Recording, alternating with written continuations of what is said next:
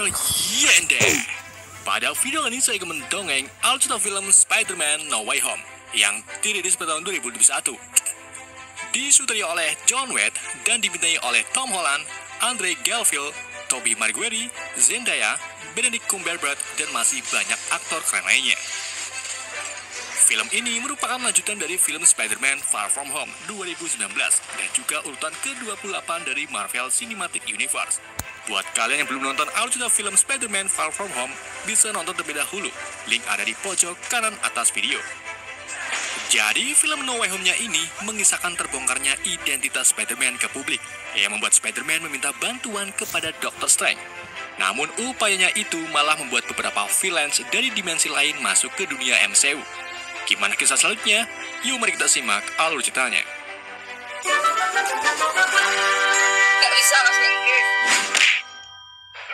Musibah berawal saat J. Jonah Jameson dari Daily Bugle mengungkapkan identitas Spider-Man lewat video terakhir Quentin Beck aka Mysterio di ending film Far From Home. Video tersebut, Mysterio menyebut kalau Spider-Man adalah Peter Parker.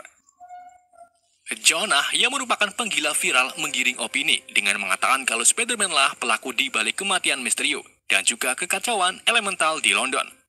Padahal sebenarnya kematian Mysterio disebabkan oleh pelurunya sendiri saat ia mencoba membunuh Peter. Peter yang pada saat itu sedang mengajak Michael Jones jalan-jalan di New York pun segera membawa MJ pergi dari kerumunan. Keduanya bersembunyi di apartemen Peter yang kebetulan sekali ada Happy Hogan sedang ngapelin Bibi May. Beberapa saat kemudian, apartemen mereka dikepung oleh Department of Damage Control. Peter menutup semua jendela dan memberitahu Happy kalau identitasnya telah terbongkar setelah video Mysterio viral.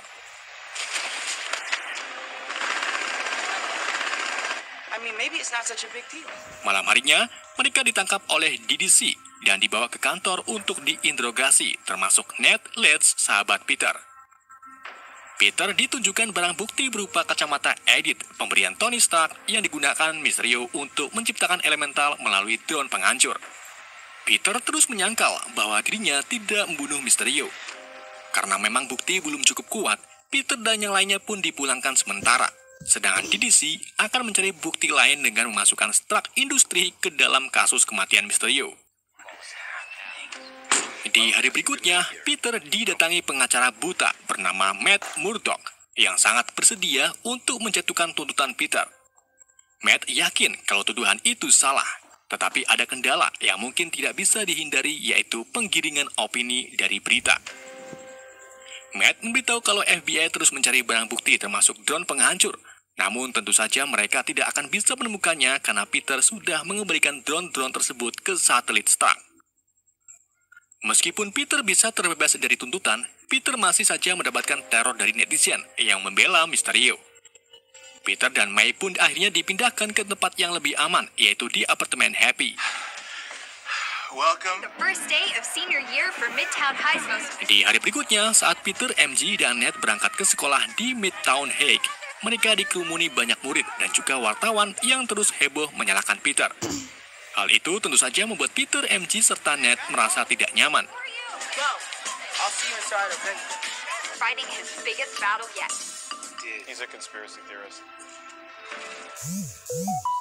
Saat jam istirahat, ketiganya nengkreng di atap sekolahan untuk membahas semester akhir.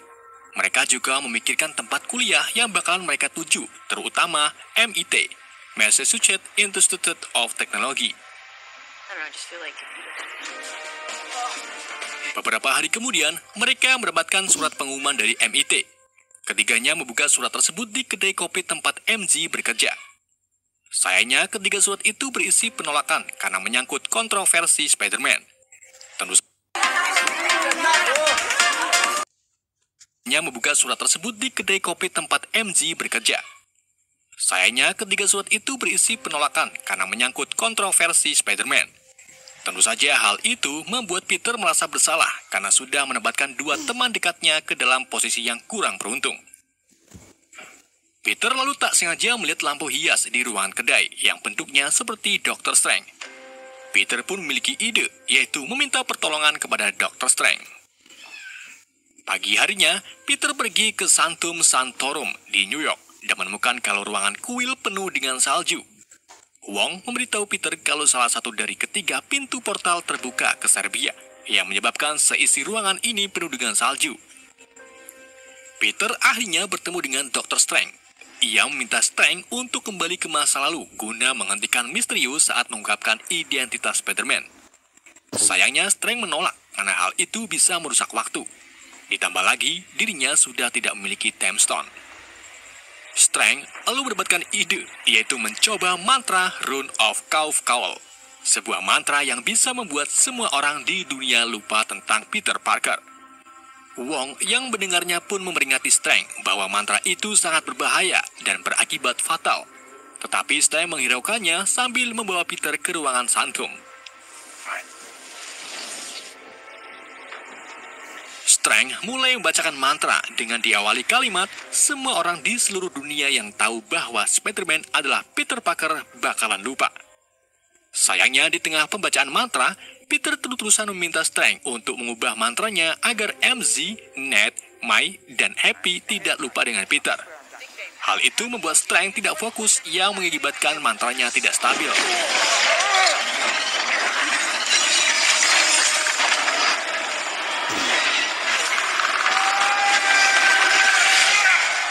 Strange kemudian menutup mantranya lalu memarahi Peter habis-habisan karena mantranya tidak berjalan sempurna. Jadi orang-orang masih mengenali Peter. Karena usahanya tidak sempurna, Peter pun menghubungi Flash Thompson yang diterima di MIT. Peter meminta Flash untuk berbicara ke administrator MIT agar mempertimbangkan MJ dan Ned masuk ke MIT. Flash pun menerimanya, tapi dengan imbalan diantar ke sekolah oleh Spider-Man selama sebulan. Flash memberitahu Peter kalau administrator sedang dalam perjalanan menuju ke bandara. Tanpa pikir panjang, Peter pun mencegat admin MIT di jembatan Alexander Hamilton. Facial recognition.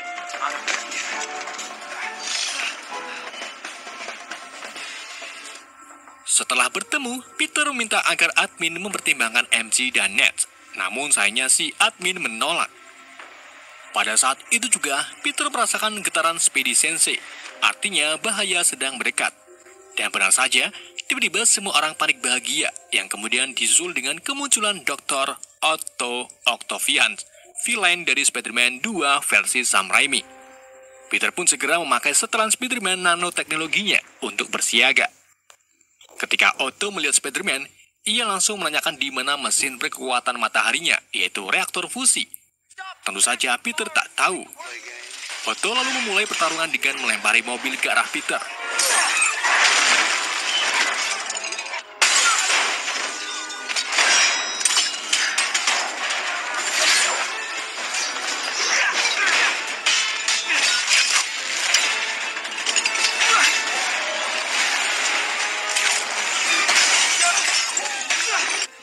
Pertarungan tersebut membuat mobil Bu Admin hampir jatuh, tetapi untungnya Peter berhasil meraihnya.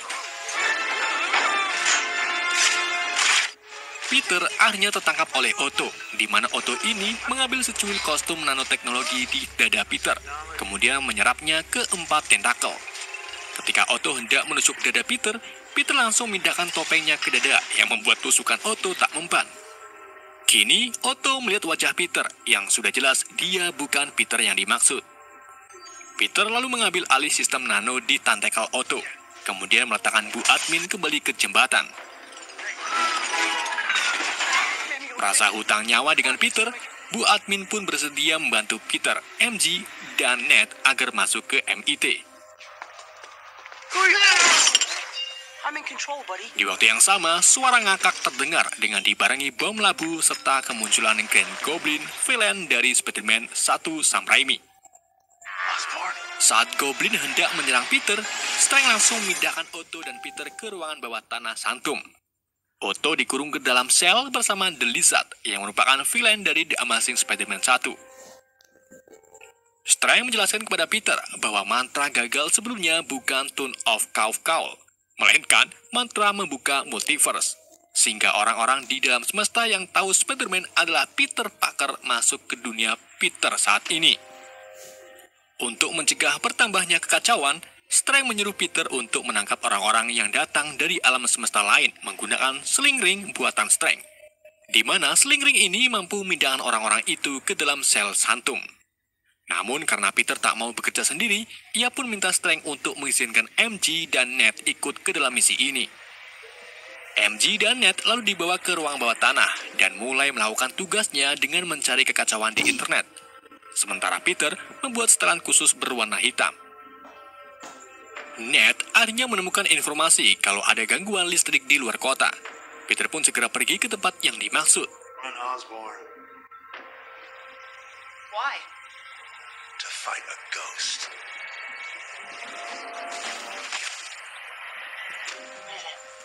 Setibanya di sana, Peter melihat manusia terbang berwarna biru dengan dilengkapi aliran listrik. Manusia tersebut adalah Max Dillon atau Electro Villain dari The Amazing Spider-Man 2. Peter mencoba menembakkan sling ringnya ke arah Max, tetapi tembakan itu mantul dan mengenai sebuah pohon, sehingga pohon tersebutlah yang masuk ke dalam sel.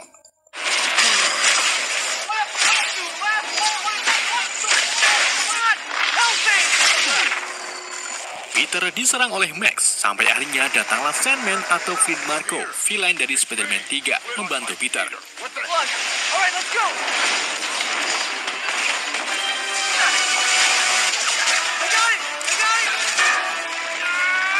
Keduanya akhirnya berhasil mengalahkan Max dengan cara menghancurkan aliran listrik pada tower. Different Peter. Weird.